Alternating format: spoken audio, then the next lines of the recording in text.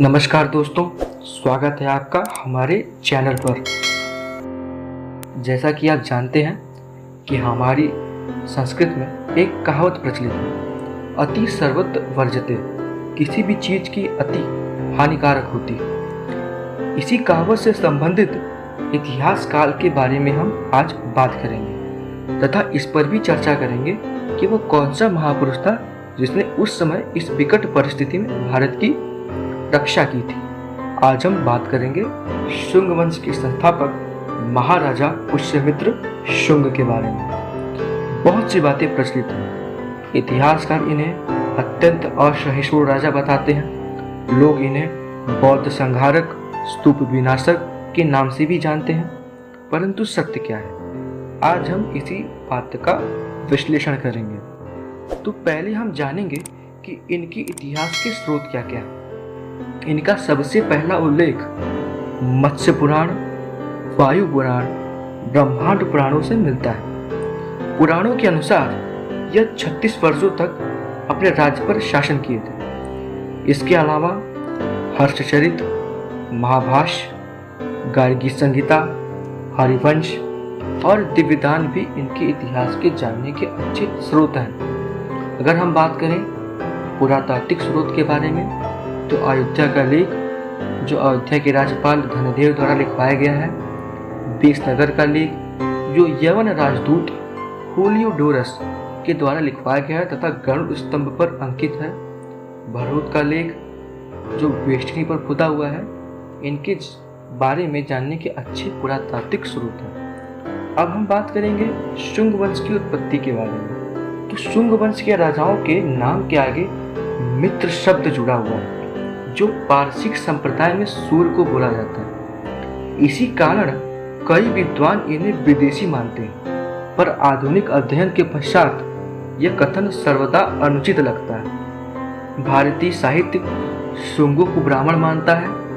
कई ग्रंथ इन्हें कश्यप गोत्रीय ब्राह्मण, तो कई ग्रंथ इन्हें भरद्वाज गोत्रीय ब्राह्मण मानते हैं। महाराज पुष्यमित्र मौर्य वंश के अंतिम राजा बृहद्रथ के सेनापति थे। उस समय बौद्ध संप्रदाय ने भारत में अपना सांस्कृतिक और राजनीतिक महत्व स्थापित कर लिया था। भारत के अनेक राजाओं ने बौद्ध धर्म स्वीकार कर लिया था, अहिंसावादी हो गए थे और शस्त्र उठाना छोड़ दिया था। यहाँ मगध के राजकोष का बहुत ही बड़ा भाग बौद्ध विहारों, भिक्षुओं तथा उनकी धार्मिक यात्राओं पर खर्च होता था। एक वर्णन के अनुसार पाटलिपुत्र में हर समय 10,000 से ज्यादा बौद्ध भिक्षु निवास करते थे, जिनके जीवन यापन का पूरा खर्च राज्य उठाता था, जिससे मगध की आर्थिक स्थिति काफी कमजोर हो गई थी। सैनिकों की तलवारों में जंग लग गया था। मगध भारत का सबसे शक्तिशाली राज्य था। उसकी इतनी खराब स्थिति देखते हुए विदेशी आक्रमणकारी इसे अपना अवसर समझने लगे थे। पश्चिमी मोर्चों पर आक्रमण शुरू हो गए थे। यह सब देखकर पुष्यमित्र शुंग से रहा न गया और उन्होंने बृहद्रथ की हत्या कर दी और खुद गद्दी संभाली। इसी घटना से संबंधित हर्षचरित में हमें एक वाक्य मिलता है, प्रज्ञा दुर्बलम च बलम दर्शना प्रदेश दर्शिता शेष सैन्य सेना निरार्यो मौर्य बृहद्रथ पिपेश पुष्यमित्र स्वामिनी।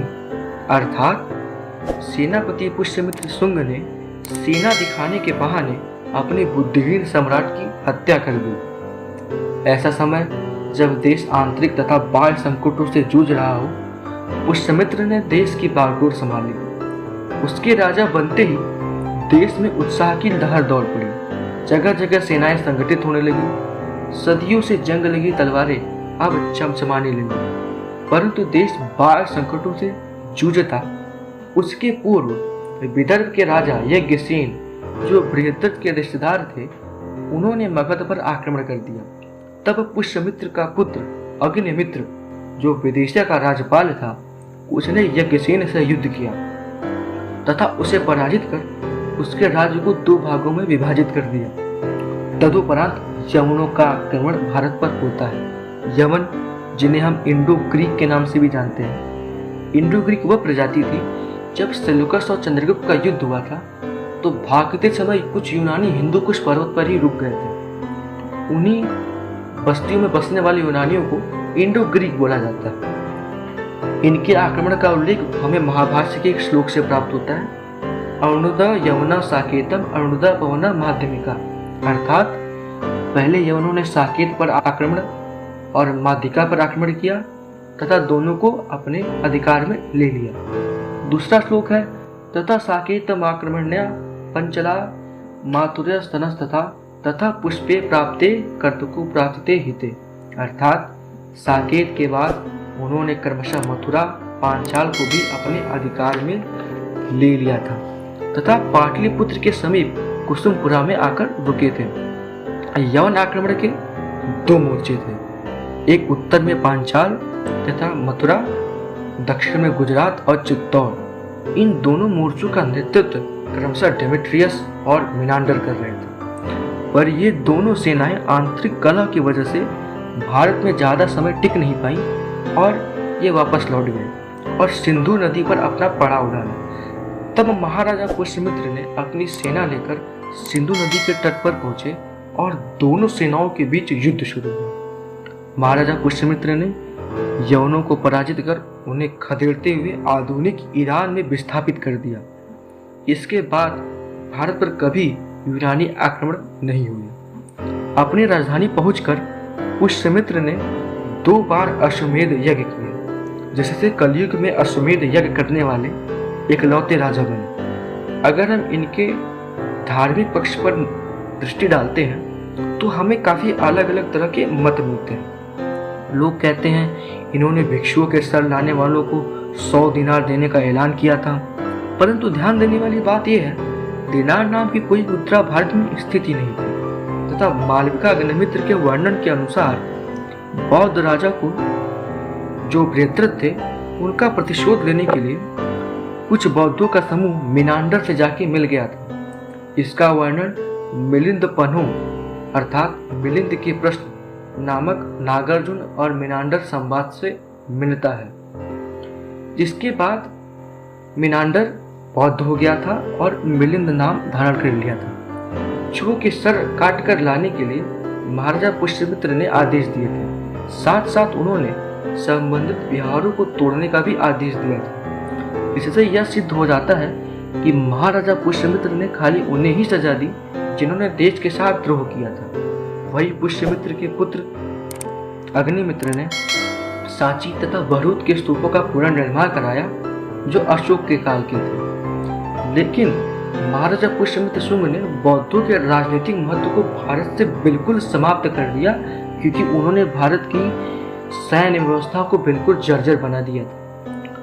पुष्यमित्र के बारे में वायु पुराण में एक भविष्यवाणी मिलती है, औदिभज्यो भविता कश्चित सेनानी कश्यपु अश्वमेधितु कलयुगे पुनः प्रत्याहरिष्यति, अर्थात कलयुग में एक औदिभज्य कश्यप गोत्री शासक अश्वमेध यज्ञ करेगा तथा वैदिक धर्म की पुनर्स्थापना करेगा। इसी कारण इनके काल को वैदिक पुनर्जागरण काल भी कहा जाता है। ध्यान देने वाली बात है, महान संत शंकराचार्य जिन्होंने भारत में सनातन धर्म की पुनर्स्थापना की थी और उनमें व्याप्त कुरीतियों को हटाया था, इन्हीं के काल के थे। तो आशा है दोस्तों आपको हमारा वीडियो पसंद आया होगा। अगर आपको हमारा वीडियो पसंद आया है तो लाइक करें, शेयर करें, कमेंट करें तथा कमेंट बॉक्स में हमें आपकी राय पुष्यमित्र के बारे में क्या है हमें बताएं। मिलते हैं अगले वीडियो में, तब तक के लिए राम राम।